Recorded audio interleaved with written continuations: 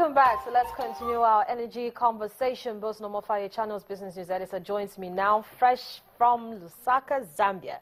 Welcome back, Bolson. Thank you very much, Harriet. Good to see you. Well, it's good to see you. So the conversation you had with Chimwe, the last, part of the conversation was on the new Africa energy deal. Talk to us a little bit more about it, because basically that was a theme for this year's AFDB meetings in Lusaka, Zambia. Yes, and one of the documents presented, published at the a 5-day conference. I have the 2-pager here, like a flyer, and it mentions about Africa's the impact of energy and climate change on growth in Africa. On page 1 here, this is what it says about Nigeria. It says Africa's poorest pay some of the highest energy costs in the world, about 60 to 80 times per unit more in northern Nigeria than residents in cities like New York and London.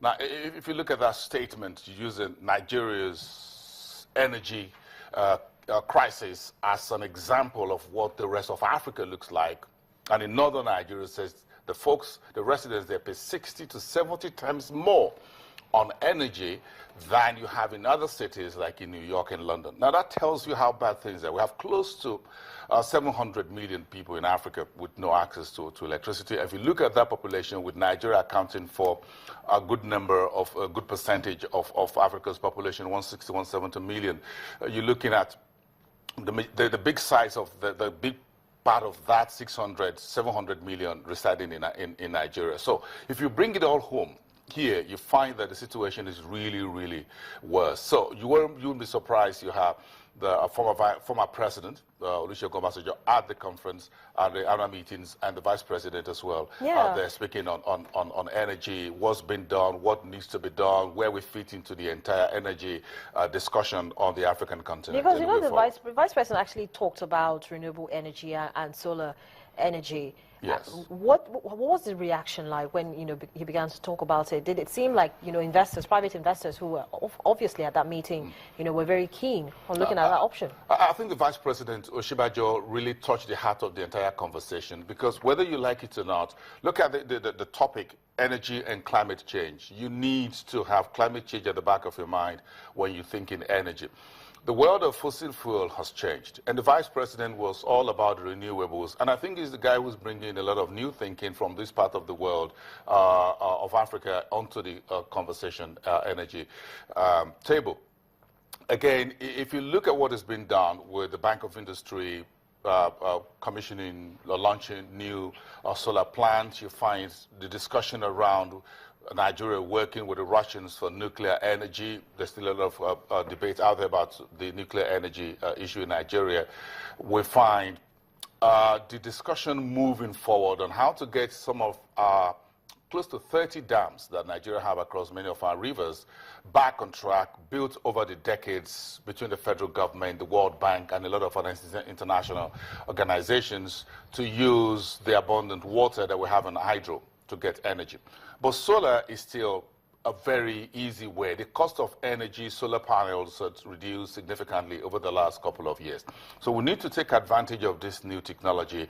And if you look at the number of new estates springing up in cities like Lagos, and I've seen a few, that solar panels are now installed on the rooftop of this new buildings, at least is for the big boys, as it were. And it's safer. So I'm beginning to see a bit of a paradigm shift here in the minds of not just those who are in the energy sector, but in the minds of the civil engineers and building contractors, that the days of constructing houses just to construct it in a way to use generator or national grid electricity is changing. Folks now think first about how do we build in a way that we include solar facility in the building. So, and I'm seeing that, and I saw one just yesterday driving out of the airport and what have you, and I said, this was really nice. That for the first time you have seen houses being built with solar energy in mind. And that needs to go all the way down to the folks like you and I at the bottom of the pyramid, that we're building houses, whether it is face me, I face you, or whatever it is, with the facility to have solar panels installed that folks can actually take control of what they what they generate, what they consume, just bring the facility in. You know, before now, the issue had been that getting access to solar, whether the panels or whatever it is, was really very expensive. Yes. But like you rightly pointed out, a lot of companies have come up with more innovative ways and less expensive ways for you to, you know, access the solar panels. But then it's still not something that a lot of people have actually, you know, bought into. They'd rather still be on the national grid than take the option of being on solar, where you know you can have 24 hours uninterrupted power. We need to separate these very quickly, and I think this is where the government comes in. And as President Obasanjo says it, ex-president said at the conference, look, you need the heavy heating industrial infrastructure, sorry, energy infrastructure to power the industries. So if we are going for an export-oriented economy and diversifying the economy, we need to have the energy that can drive the agricultural value chain. You can't use generators to mine gold and aluminum or coal. You need heavy-duty, on-grid energy. So that will have to take place, and that costs several millions of dollars and what have you. But again, if we separate the two, the industrial from domestic, we can quickly bring energy access to millions of Nigerians very quickly using solar. And that would help us reduce the pressure on the discos and the gencos and cut a bit of the militants' activities off, because you're using less gas coming through to residential areas, but you're using solar. So you can begin to say, let's use solar, let's focus on solar to deliver to households, and focus on grid, gas, whatever, coal-powered energy facilities for industrial manufacturing centers, whether it is in Akwa Ibom or in Calabar or in Ibadan or in Kontagora, wherever it is. But then you have to remember, Bosin, that the industrial clusters that we used to have, Ilupeju for one used to be, you know, an industrial. One of them, yeah, yes. so they've all kind of run down. Do you think that now would be a good time to have another plan, you know, to have industrial clusters all over the country in very key states where you have all of these products, these raw materials that you need to produce come up at this time, and those ones will now solely be on the national grid, while the, you know, houses around there could also tap into that. But then for households who cannot access, you know, the national grid, should now be put on solar. We need to come up with, in a number of African countries, small African countries, unfortunately, are coming up with this. We need to come up with an energy management program. And what does an energy management program does for you, for a country like Nigeria, is to separate your industrial concerns from the residential areas. And what do I mean? You need to ration what you have and build new infrastructure along those lines of saying, look, it is easy for you to have solar in residential areas, because once you don't use the generators, we can all sleep with some peace and have longer life. Yeah, so longevity. you reduce the, you know, carbon monoxide emissions. Emission and all the associated problems. You can reduce that at the residential areas. But for the industrial concerns, we can pipe the gas, and we know what infrastructure we're dealing with, and exactly what. But what we've had over the years was that all our industrial plants did not take into account our energy infrastructure. So we didn't have a cohesive national planning. So we need now to hold energy on this hand and hold manufacturing industrial master plan here, and put the two of them together.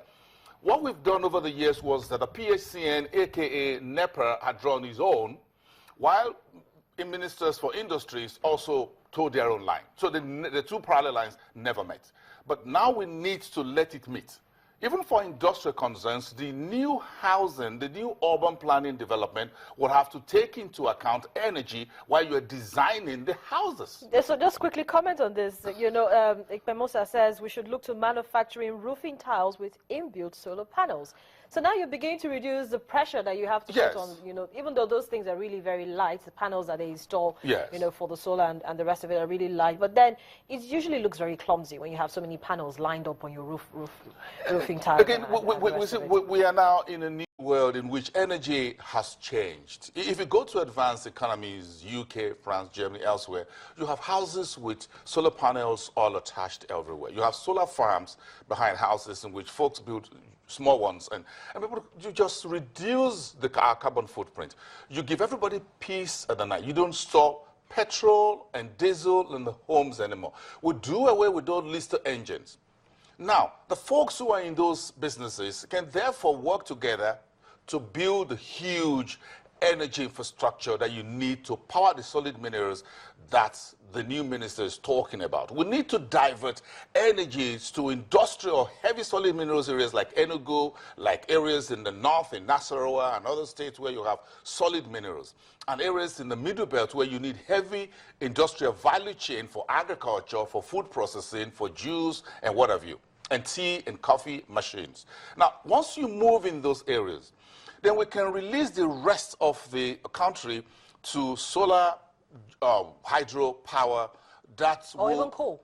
And coal. Now, once you do that, what happens to your oil and gas sector is that you can then take account of your oil and gas and sell this for dollar revenue until we begin to bring everybody to the table. And that's the bottom line here, in which the minister and the persons in charge and parasitors in charge of urban housing, whatever, residential, on one hand. We have the industrial minister of trade, investment and industries on the same table, with the minister of power also on the same table, to have a cohesive development plan that takes everything into account on like the extent where we have everybody's just trying to do his own. Kind of like business unusual. Yes, it's a business unusual. So we need to get back to business unusual here, in which we have to coordinate all our plans. So energy on one hand, those who are in construction, civil engineering, civil construction on the other hand. Then you have those who are doing urban planning and those who are doing massive industrial and the chambers of commerce, for example. How do we begin to change things across board? And we need to have our own national energy forum or conference, whatever you call it, in which it is not just the business of the Minister of Energy, but in which all other relevant parastatals and ministries across board are present to develop something that will be usable for the whole country. Then we need to develop that energy management master plan to say how many hours do you need to have power in the industrial concerns, how many hours do we need to have for residential. Then we have a plan across the country. Then you can begin to see the people's agitation that I don't get enough power, but I get XY electricity bill will begin to fade out. Some of these things are being done in countries like Zimbabwe, and that was amazing how a country with serious energy crisis like Zimbabwe, and I spoke with one individual who was the country manager for Power for All from Zimbabwe, and that's what she told me. How? And I asked the question, how do you manage in a country like Zimbabwe? I said, what we do is to do rationing, in which you can actually say, at the end of the month, I used X, Y, Z number of hours of power, and this is my bill for it. But then you have to also remember that the population in Zimbabwe is not as much as Nigeria. Nigeria is over 170 million and growing. And then our needs are also growing. So how do you now, justify, your consumption? If, for instance, you feel that you're going to need that amount, that same, a high amount of power either to run your business for those people who have their businesses in their homes, for instance. How do you do that? How do you, separate it without being on the short end of the stick? I think we need to go back to the drawing board. We have a country here in which things had existed on a very dysfunctional level. We need to move away from, we need to begin to fight to do, and I think Lagos State is doing a bit of that. If you live in a residential area, sorry, you can't turn it into a business environment. You need to separate that so that we know. For example, you build houses, 30 seconds. You build a residential apartment, which belongs to Harriet, but in the front of the building, you have 5 shops attached to it. Now, those shops has a grinding machine, One is a hairdressing salon, perhaps a barbing salon. Another one has a printing press or whatever. Now, you use one single phase to bring industrial power in, but you want to be charged for residential bills. Yeah. Now, some folks may not really like this because I seem to be on the part of the power firms and the government. But the point really is, how do you charge? So, in such a circumstance, you draw in power into a residential apartment, but use it for commercial purposes. But the guys who own the shops, they want to pay residential rates for power and not commercial because they're attached to a residential. So they keep on shortchanging the government. So we keep shortchanging not just the government, we shortchanging the generating companies and the transmission companies that's how the story goes. No, but it hasn't ended. The conversation continues. Never, thank you so much, Wilson, for coming on the show, and of course, a welcome back from Zambia as well. My pleasure. Business Morning continues in just a moment. We're continuing our focus on Buhari's first anniversary. Dr. Kalu Idika Kalu, a former Minister of Finance and National Planning, joins me after now. Stay with us.